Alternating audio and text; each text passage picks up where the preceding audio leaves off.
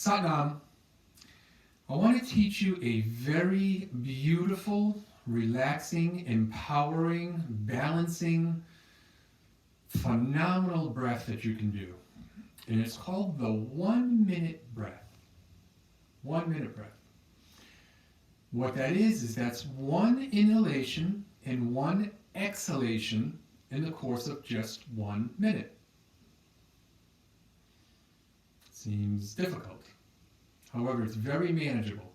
What you would do in order to accomplish that is you will breathe in for a count of 20, hold it for a count of 20, and then breathe out for a count of 20. That's 1 minute. So one inhale, one exhale. Normally, in the course of 1 minute, we breathe in somewhere between 15 and 18, depending on the person. So that's really lowering your breath quite a little bit. Now, what does the 1 minute breath do for you? Well, a lot. It balances the hemispheres of the brain. And it's said that you will become a lantern in the night, a beacon of light that people will be attracted to. And I want to share with you a quick story. So when I first started doing this, and if I haven't said this before, when it comes to the Kundalini Kriyas and the meditations, I don't buy into any of it until I try it. I want to try it, and I want to feel the effect of it, and when I feel the effect of it, I want to share it with you. So I've done this breath for years, and I love it. So one of the very first times that I did it for any length of time, I did it for 62 minutes. So I did it for 62 minutes. I did it for the 1 minute breath for 62 minutes because Yogi Bhajan had said that if you do it for that amount of time, you have brought your entire self into a state of balance, and that you've created within you this beacon of light that I spoke of, that people would become attracted to. So I didn't believe it, so I was like, all right, I'm going to try it. So I tried it. I did it for the 62 minutes. And all I can tell you as far as the experience was concerned is that it was very interesting afterwards. It gave me this sense of sort of like if you were stoned, sort of like you were just out there. However, crystal clear thoughts, crystal clear. So very, but clear, of so much clarity.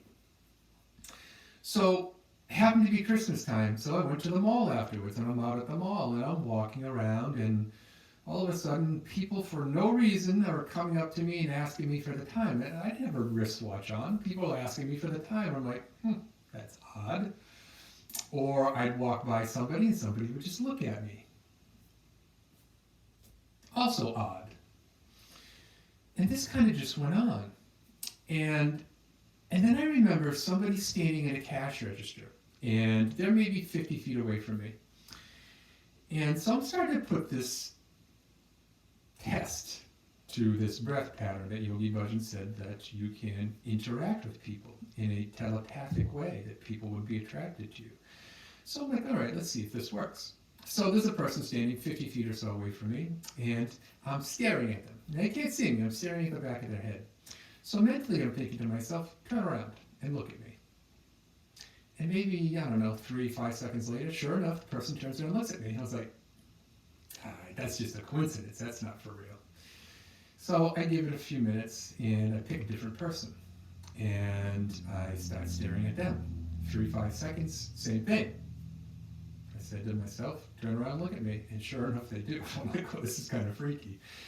So I stopped doing that because I wasn't trying to manipulate people, even though you sort of can when you get this breath pattern. So I wasn't trying to manipulate people, so I just stopped doing that. But again, people would be coming up to me for just weird stuff, just, come out and just start talking to me, which wasn't the normal case when I would normally walk to the mall.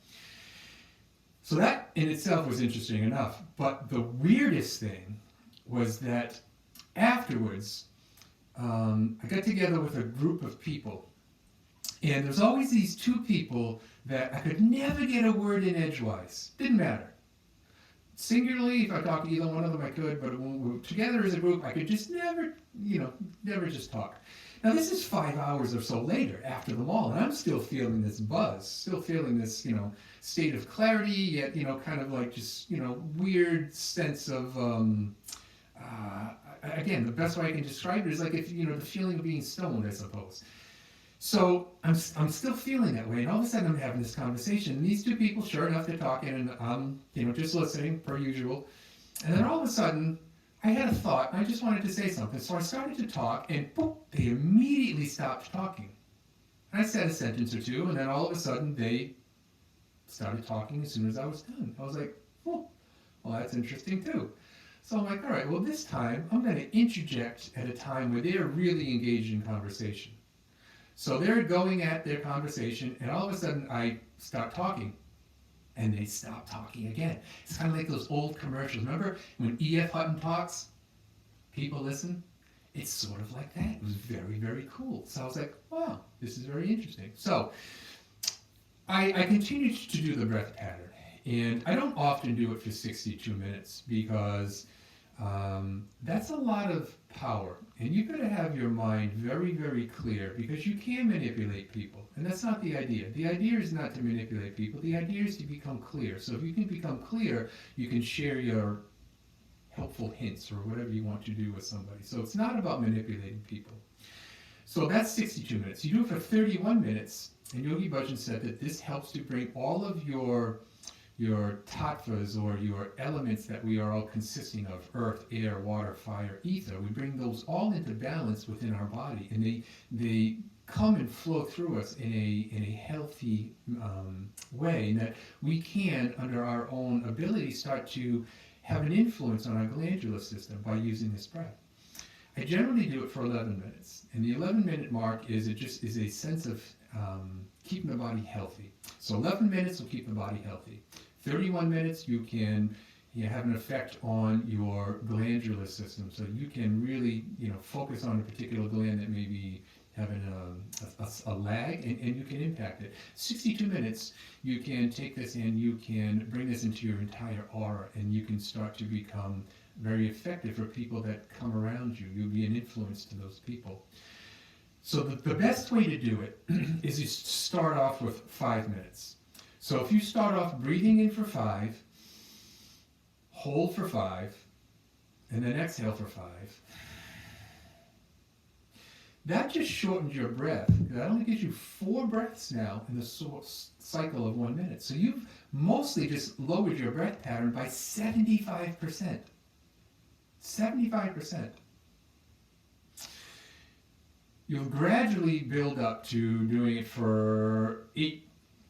So you'll breathe in for 8, you'll hold for 8, you'll exhale for 8. You'll breathe in for 10, you'll hold for 10, you'll exhale for 10. You'll do it for 15, 15, 15, until you can reach the 20, 20, 20. And it should be relaxed. It shouldn't be like you're... Don't let it be uncomfortable. Get to a point where it's comfortable for you, and as you increase your capacity, as the lungs increase their capacity to breathe, you'll see that this will be much easier to do, and that 20 is actually quite easy to do. So breathing in for 20, holding for 20, exhaling for 20. One more quick story. So when I first started doing these pranayams, I didn't really have the time to do them. Or I did, I just didn't want to. I didn't want to devote the time to just sitting down and just breathing. I'm like, come on, there's so many other things I could be doing besides just breathing. So I used to do it in my car. So I'd be traveling, I'd be commuting, I'd do it in my car, and I'd, set my phone to 11 minutes and I'd hear it go off. So I remember driving home one night, and I'm driving, and I'm doing this breath, and I don't even think I was doing it for the 20, 20, 20. I think I was probably doing it for 10, 10, 10, or whatever it was I was doing. I don't remember. It doesn't matter. So I'm driving along, and all of a sudden, I see these cars. They're driving by me, and they're going so fast. And I'm thinking to myself, man, why is everyone driving so fast tonight? Like, everyone's like crazy tonight. Everyone's just driving really, really fast. So, and I just keep breathing. And again, cars. So I'm like, this is ridiculous. So I look at it, and I'm driving 45 miles an hour on the highway. So I'm driving 45. So it wasn't that the cars are going fast. I was going slow. So this helps to bring everything down.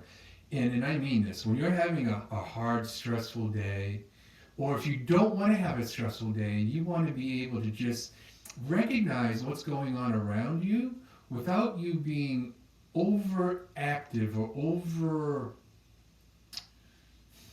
overindulgence to any given situation. Don't become neurotic about something. Don't allow your frustrations to build up inside of you and react in a poor manner.